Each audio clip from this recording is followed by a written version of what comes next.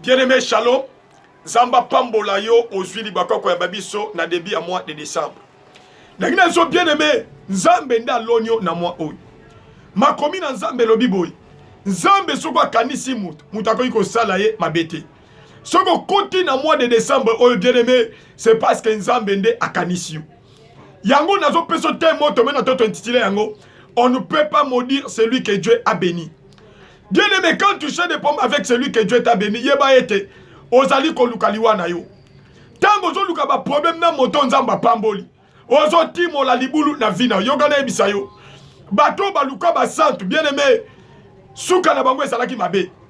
Yango lelo na ko ebisa yo, luka kimia. Nzamba zali kolalobi ete je vous donne la paix. C'est-à-dire bato nzamba pamboli aza ko entourer bango na kimia na ye. Tango yo liko trouble ye, bien-aimé zala makasi. Yoka, okoyi kobundisa pasteur, okoyi kobundisa mwana na Nzambe, okoyi kobundisa je ne sais pas qui au long, mais balongaka jamais Nzambe. Yazalaki azali pe akozala. Yango makomi na Nzambe lobi ete, oya batelaka basantu, alalaka te animbaka te. C'est-à-dire moto Nzamba pamboli bien aimé, Nzamba zo feye na ye. Nzamba zo feye na ye pamba te parce que sima na ye, eza na bato ebele bongi ba pambwa. Yango nazo peso verset biblique à liboso. Nazo peso verset biblique à liboso. Namukanda na Esaïe 43. Esaïe 43, verset 11 tokiti. Kino na verset 17, nous lisons au nom de Jésus. Esaïe 43, verset 11 à 17, nous lisons au nom de Jésus. C'est moi qui suis l'Éternel, et hors moi il n'y a point de sauveur. C'est moi qui ai annoncé, sauvé, prédit. Ce n'est point parmi vous un Dieu étranger. Vous êtes mes témoins, dit l'Éternel. C'est moi qui suis Dieu. Je le suis dès le commencement et nul ne délivre de ma main. J'agirai qui s'y opposera. Ainsi par l'Éternel, votre Rédempteur, le Saint d'Israël. À cause de vous, j'envoie l'ennemi contre Babylone et je fais descendre tous les fouillards, même les Chaldéens sur les navires dont ils tiraient gloire. Je suis l'Éternel, votre Saint, le Créateur d'Israël, votre Dieu, votre Roi. Ainsi par l'Éternel qui fraya dans la mer un chemin et dans les eaux puissantes un sentier, qui mit en campagne des chars et des chevaux, une armée et de veillants guerriers, soudain couchés ensemble pour ne plus se relever, anéantis, éteints comme une mèche. Amen. Nzambe nde azolo bana libota na ye. Alobi ngai nde naza Nzambe libanda na nga mutu musu azalit. Bien-aimé, quand tu es béni par Dieu, tu es protégé par Dieu. Quand tu es béni par Dieu, tu es défendu par Dieu. Moto akoluko bien-aimé, yaba ete Nzambe akosan prendre na ye. Yango na tongo na roba na mutu moko. Yo yo pamba bi na Nzambe kotumisa mate, zala kimia. Nzamba za ngambu na yo. Moto nyosa koluko na moi oy. Na solo ba ete libule kotimo mula ye. Azala mamo ya boti yo. Azala papo ya boto. Bien-aimé yo kana bisa yo. Nzambe nde ataka biso na famille. Ataka biso na famille te poto nyokwa. Ataka biso na famille te poto basa la biso mabe. Nzamba zali koloba boy na verset 14. Alobi ainsi par l'Éternel votre Rédempteur, le Saint dit à cause de vous. Vous les bénis de Dieu. Nzamba zoloba à cause de vous. J'envoie l'ennemi contre Babylone. Na tongo bien-aimé. Nzamba zolo mutu azo bundisa yo. Azo tinda banguna na kanae. C'est-à-dire quoi? Biloko azo sala ekobe bisama. Yoka. Alobi ete. Même les Chaldéens sur les navires dont ils tiraient gloire. Et l'autre ils ont payé sa banguna no makasi. Bien-aimé, Nzamba kobe bisama. Parce que azala nga mona yo. Yoka na ebisa yo. Oko bundisa nga parce que ozo monanga. Mais ba mona ka Nzambe ti. To ebite soki Nzamba siliki. Oh bien-aimé, tant Nzamba la Bible dit nako ganga ya pamba ya Nzambe. Même les biches accouchent. Soki nako ganga ya Nzambe bien-aimé, banyama bazo bot, bongo yo mutu. Yo kana ebisa yo, lelo na tongo, na ebisio, na ekometo en garde. Obundisi tangu mulai ozomono obatamite. Obatamite. Celui que Dieu a béni est béni. Celui que Dieu a béni est béni. Ce matin, tu es le béni de Dieu. On ne peut pas te maudire. Alors, j'envoie contre vos ennemis. J'envoie contre vos ennemis à cause de vous. Moto pamba mi Nzambe bien aimé alinga mi Nzambe. Yoga nazo peso verset mususu. Nazo peso verset mususu. Na mukande de Efésien. Yoga nege Bible. Éphésiens chapitre 1. Éphésiens chapitre 1. Yoganenge Bibelubi. Dans verset 1. Béni soit Dieu le Père de notre Seigneur Jésus-Christ, qui nous a bénis de toutes sortes de bénédictions spirituelles dans les lieux célestes en Christ. En lui, Dieu nous a élus avant la fondation du monde pour que nous soyons saints et irrépréhensibles devant lui. Nous ayons prédestinés dans son amour à être ses enfants d'adoption par Jésus-Christ selon le bon plaisir de sa volonté. À la louange de la gloire de sa grâce qu'il nous a accordée à son bien-aimé. Dieu nous a bénis de toutes les bénédictions. Tant qu'on t'a dit quatre na Yesu bien-aimé, tu es le béni de Dieu, tu n'es pas les maudits. Tant qu'on t'a dit quatre na Yesu, moto azolinga komodi yo bien-aimé, yemo kwa kokutana makamu, yango lelo nazo sakola bien-aimé, bato babongisi yo liwa na yo. Na fin de l'année, bakota année prochaine te. Zambo ya pambolu ya mimo nisama. Yo bien-aimé, abatez la Shadrach, Meshach, Abednego, nakata fournaise ardente à tellement. Yoka, Jida bien-aimé ateka ki Yesu, akufa va Yesu. Le Seigneur était le premier béni. Et baningeki ba kundaye bien-aimé yokana ebisayo. Na bondelio na kombo de subongo la motem.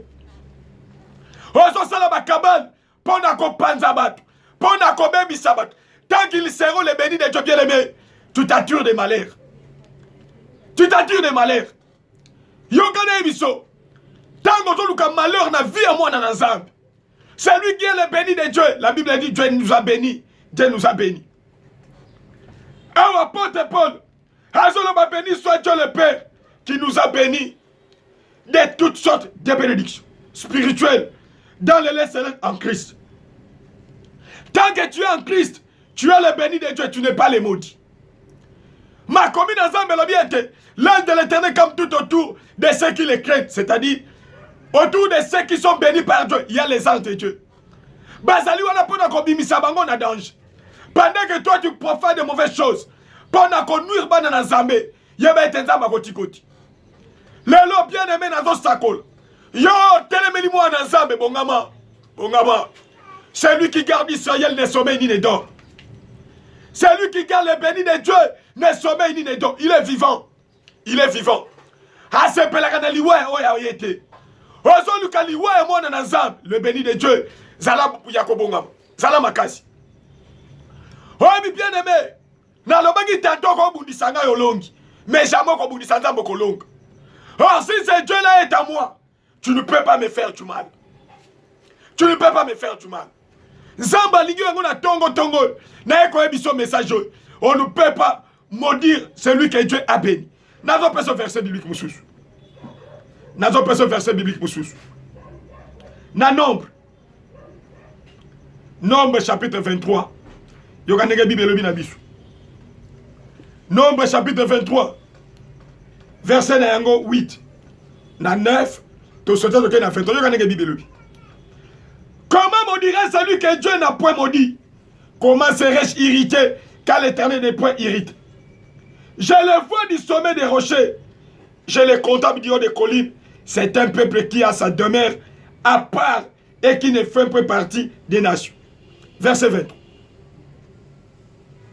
L'enchantement ne peut rien contre Jacob, ni la divination contre Israël.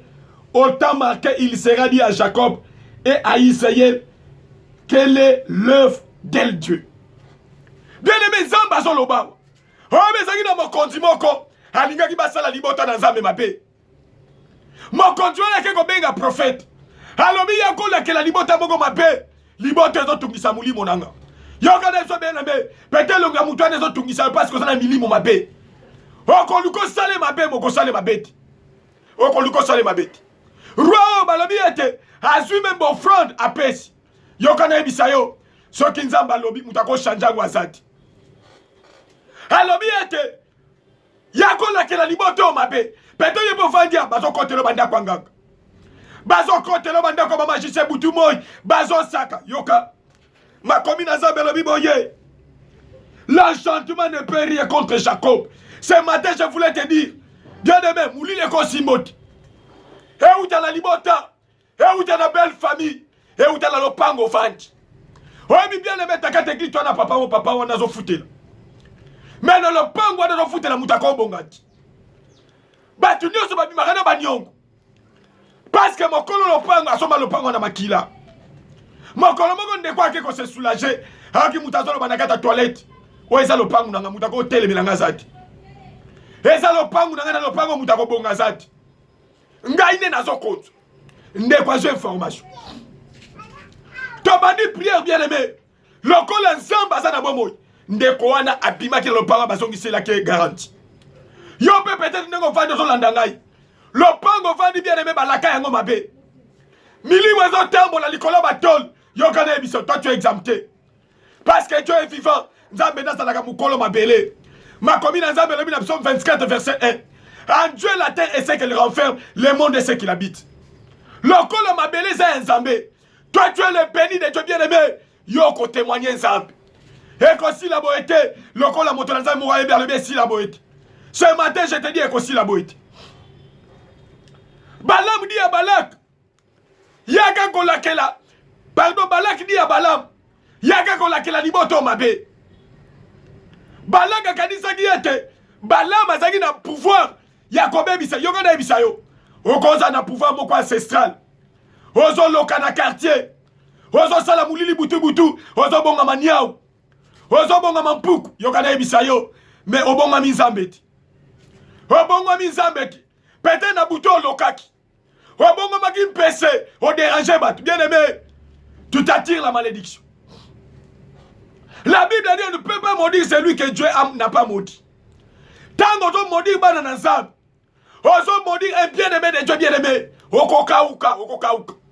Yango n'essaye tout à l'objet. À cause de vous, à cause de mes bien-aimés, j'envoie contre Babylone. Natongo tazobo de l'epaï Nanzam. Ngouya Nanzam kita. Est-ce que le bossa le baronnier moulili contre Bananazam? Bossa la moulili pour na conduire bat. Ngouya Nanzam kita bebi sabim. Yoka Balam azolo bana Balak. Alobi ete liboto na moni bango baza likolo na ngomba. Alléluia. Alléluia. Alobi baza likolo na ngomba.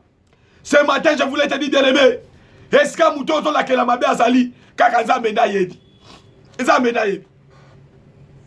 Alobi comment maudirait celui que Dieu n'a point maudit? Comment serais-je irrité quand l'Éternel n'est point irrité? Je les vois du sommet des rochers. Je les contemple du haut des collines. C'est un peuple qui a sa demeure à part. Et qui ne fait pas partie des nations. Yokana Ebisayo. Eskanayo. Eza à part. Okova na famille bazo lingote. Bien les mecs ont tout ça matin. Eskano eza pas en Zambé. Toi mbakanze mumoko. Je suis en Dieu. Et Dieu est en moi. C'est-à-dire quand tu es en Dieu, Dieu est en toi. Voyez ma sala yo ma bezate. Eza lokola mpe senakata mulangi. Asa na mboka basoso. Po ba boma mpeso, il faut ba panza mulangi. Or c'est impossible. Yo kana ebisayo. Loboko na Nzambe. O ekotio na mois de décembre. O esalingo lu bien aimé. O landa biso na début à mois de décembre. Loboko wa de simba yo. E simba foye na yo, e simba bana na yo. Est-ce que bazo sacre? Même à Sakai Nabuto était, Yoko comme à janvier, t'es bien aimé Bakos. Le rédempteur est vivant, Nenge Job Alobi, il se lèvera le dernier. Tu as été mis ça ensemble. Et l'andayo, toi qui es le béni de Dieu, est-ce que ma tambe no contre le mois de décembre, est-ce qu'il y a un peu de pesa melayo, na combo na Yesu? Amen.